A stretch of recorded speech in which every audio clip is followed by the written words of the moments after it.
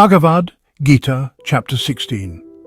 Daivasura Sampad Vibhaga Yoga, which translates to the yoga of the division between the divine and the demoniacal, weaves a tapestry of light and shadow.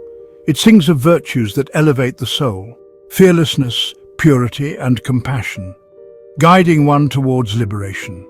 In contrast, it warns against the pitfalls of arrogance, greed, and delusion which bind the spirit in darkness. This chapter is a celestial melody, delineating the noble path of the divine and the perilous descent of the demoniacal, urging seekers to embrace the light within and shun the shadows of ignorance. Verse 1. The blessed Lord said, "Fearlessness, purity of mind, steadiness in the pursuit of knowledge, giving, self-control, sacrifice, studying scriptures, self-discipline and honesty." Verse 2. Non-violence, truthfulness, freedom from anger, renunciation, peace, avoiding fault-finding, compassion for all beings, no greed, gentleness, modesty and steadiness. Verse 3. Vigor, forgiveness, fortitude, cleanliness, freedom from malice and absence of pride. These qualities belong to those with a divine nature. Verse 4.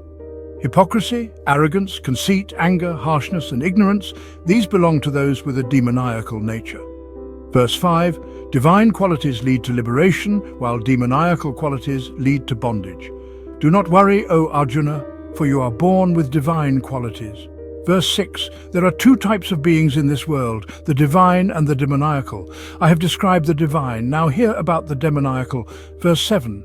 Demoniacal people do not know what should be done and what should not be done. They lack purity, proper conduct and truthfulness. Verse 8. They say the world is unreal, without a foundation, without God, born from mutual union and driven by lust. Verse 9.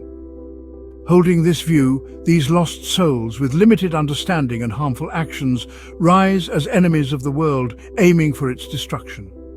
Verse 10, filled with insatiable desires, hypocrisy, pride and arrogance, holding false beliefs through delusion, they act with impure intentions. Verse 11, they are obsessed with endless worries, focused on the future, trapped in desires, and deeply attached to sensual pleasures. Verse 12, bound by many ties of hope, driven by lust and anger, they strive to amass wealth by unjust means to satisfy their desires. Verse 13, this has been gained by me today, I will fulfill this desire, this is mine, and more wealth will be mine in the future. Verse 14, I have killed this enemy, and I will kill others too. I am the Lord, I enjoy, I am successful, powerful, and happy. Verse 15, I am rich and well-born, who else is like me? I will perform sacrifices, give charity, and enjoy myself. Thus they are deluded by ignorance. Verse 16, confused by many thoughts, trapped in a web of delusion, addicted to sensual pleasure, they fall into a foul hell. Verse 17, self-conceited, stubborn, filled with pride and intoxication of wealth, they perform sacrifices for show, against scriptural rules. Verse 18, driven by ego, power, arrogance, lust and anger, these malicious people hate me in their own bodies and in others. Verse 19, these cruel haters, the worst among men, I repeatedly hurl into demoniacal wombs in the cycle of rebirth. Verse 20, entering demoniacal wombs, deluded birth after birth, they fail to reach me, O Arjuna, and sink lower each time. Verse 21, there are three gates to hell, lust, anger, and greed. These destroy the self, so one should give them up.